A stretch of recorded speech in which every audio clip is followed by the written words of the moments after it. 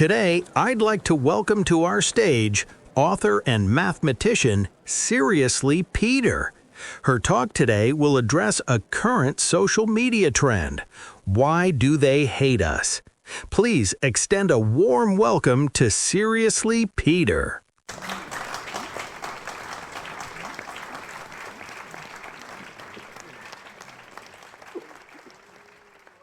You asked me, why do they hate us? And I want to answer you honestly. But first, I have to tell you something. That question itself, it's dangerous.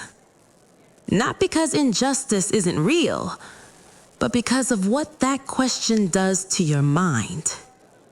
It assumes they are a single thing. Like all white people wake up in the morning and say, I think I'll hate black people today. Now, some do, let's not pretend.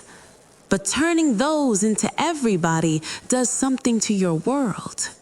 It shrinks it. And pretty soon, every white face feels like a threat. And that traps you inside a very small portion of humanity. A corner that's been deliberately framed as hopeless. Because if you believe an entire group of the world hates you on sight, how do you imagine a future for yourself in that world? You don't. And the world of opportunity is confined to a cage. Now, let's narrow this down to the ones who really do hate us on sight. That's not their skin talking. That's their mental framework behaving. These days, color doesn't tell you the structure of a mind. Back in ancient times, in small, tight communities, outsider meant someone who didn't look like you. But that world is gone. People mix, love, marry, move across the world and build families across every shade you can imagine. So the idea that skin equals tribe, that skin folk is kinfolk, that logic is obsolete.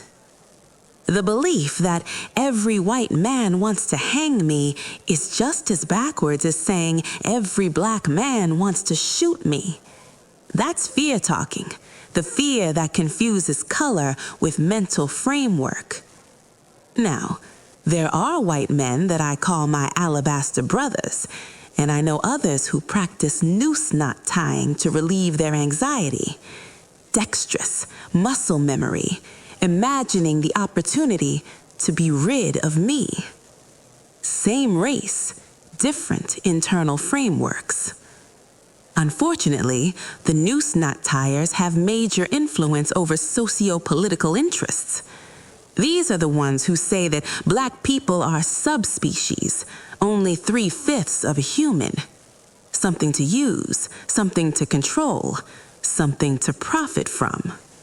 Because even though the plantations are gone, the dehumanization of black people is still big business. And big business profits create another layer of sickness. Because those who profit from our dehumanization have incentive to keep dehumanizing us. Many don't even see it as that because they don't see us as human in the first place. It's just how they've learned to train us for their profit. Like agitating roosters before a cockfight. Shake us, prod us, watch us flare, then call it paid content. Now mix that with the machines we live inside. These multimedia dopamine drip algorithms with the fiduciary responsibility to keep you watching. Outrage holds attention. Fear holds attention. Humiliation holds attention. Now this is where I need to name something important. Mental currency. Just like crypto can be exchanged for dollars, our minds have a currency exchange rate too. And we exchange in two ways. What we pay attention to and what we spend our time on. Every scroll, every replay, every clip you can't look away from. That's you paying for the exchange. And the media company, they're exchanging your mental currency for real dollars. So keeping your attention is not a side effect. It's not a conspiracy. It's the business model. Now, let me be clear. I like profit, and human attention has always been the key to profitability. Town criers, billboards, television, now your phone. That's not new. But now the question is, how is your attention being attracted and to what end? Are you better or worse for the mental currency exchange? Because while they call it entertainment, what is shown is an endless loop of collapse, destruction, confusion, and instability, with frequent commercial breaks for mental health pharmaceuticals. Think about that. They distress you for engagement, then sell you relief from the distress they just fed you. That's not accidental. That's calculated. That's in the Pimpin' 101 manual for remedial pimps. An ancient business model that says keep minds unsettled enough to remain engaged and never satisfied enough to leave. So again, I'm not mad at profit. But now it's time we consider what the exchange rate of Black suffering is costing our mental health. People don't share the videos of us that made them happy. They share the ones that make them furious. So what goes viral? Black women fighting, Black men in cuffs, Black children mocked, Black bodies in chaos. And the algorithm learns, ooh, this keeps them here, so let's show them more. Watch long enough, and you start to think that maybe this is just how it is everywhere. The anger, the constant readiness for harm. You repeat it, warn others, and wait. Even when harm isn't actually present, you're ready for it. Now there's no discernment, no ebb and flow, only fear. And people who fear like that are easier to push into rage. So the cycle feeds itself. Pain becomes content, content becomes conditioning, conditioning becomes more pain. Now, let's talk about the ones who really do mistreat Black folk. 'Cause make no mistake, this framework of Black suffering is welded onto the scaffolding of this country. No need to ask why. It's like July 4th. It was built into the structure by the country's founders. The country's founders needed slaves, and we were brought here to be those slaves. Nowhere in there was it said that we were to be treated as human. In fact, legally, we were considered only 3/5 human. And even though slavery was abolished 160 years ago, psychological muscle memory runs much longer. The slavery paradigm, which regards the slave as divested of 2/5 of the man, wasn't erased. It's been passed down through the generations, like Massa's secret almanac. So my question becomes, why are we asking people, these people, why do they hate us? Unless somewhere deep down, there's still the wounded part of us that's running back crying, Massa, what did I do wrong? Why don't you approve of me? That's not a joke. That's an unfortunate inheritance. We still carry a long chain, not visible, but heavy. A chain that whispers, you still need permission to be a full human. You still need approval to exist. And while we suffer at one end of that chain, there's a lot of money being made by those who yank it. Just tug it hard enough to give it a little tension, and all down the line we come. Looking, reacting, gathering, asking what happened, asking why. Holding up our signs. Oh, Massa, why are you so cruel? Oh, Massa, why do you still treat me like I'm 3 out of 5 on a good day?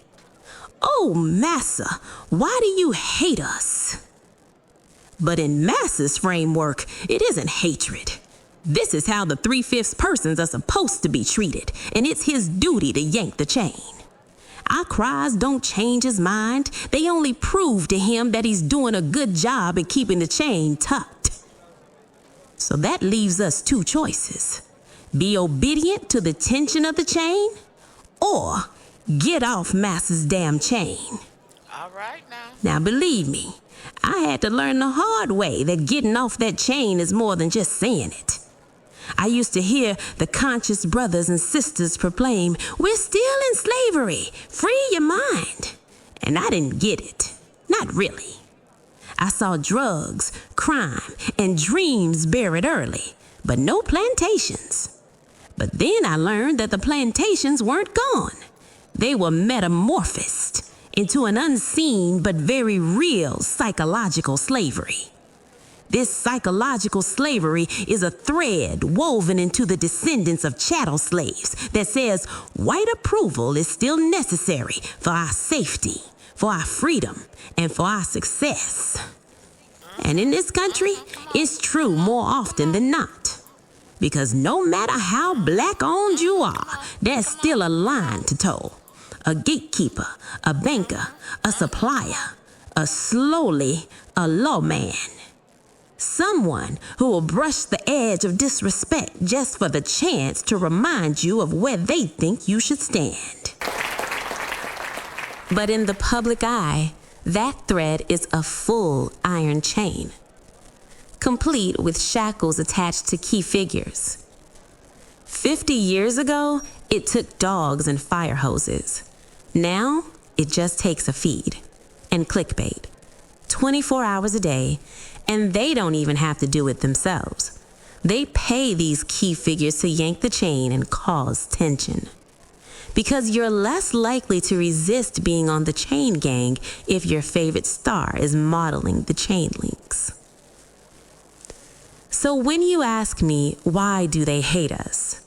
I say, because it's profitable. I say, it's because it's the American way. Black suffering has been a cash crop for over 400 years, and our mental currency is much more sustainable than cotton ever was. So asking why they hate us is like asking those who profit from pain why they cause pain.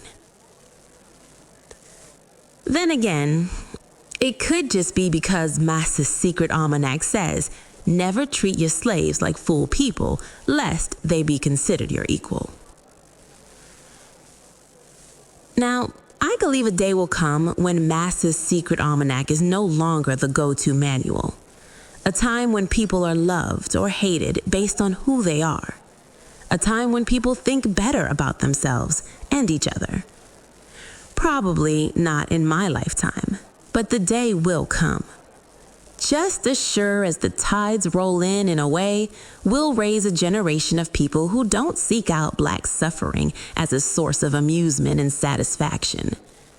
When our duress stops being funny and the obsession with our punishment loses its attraction.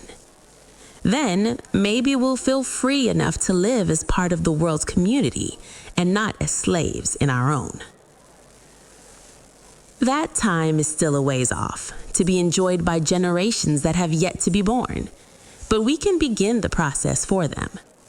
And the first step is for more of us to get off that psychological chain, to learn that being yoked by the chain of white tension is not revolution.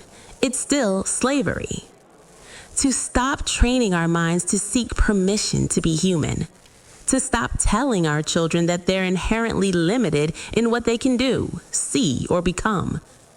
To recognize that friends and foes come in many shades and that we can exist in the world's prism without dilution. But before we can even take the first step of that journey, we have to stop asking the question, why do they hate us? And start answering the question, when do we begin to love ourselves?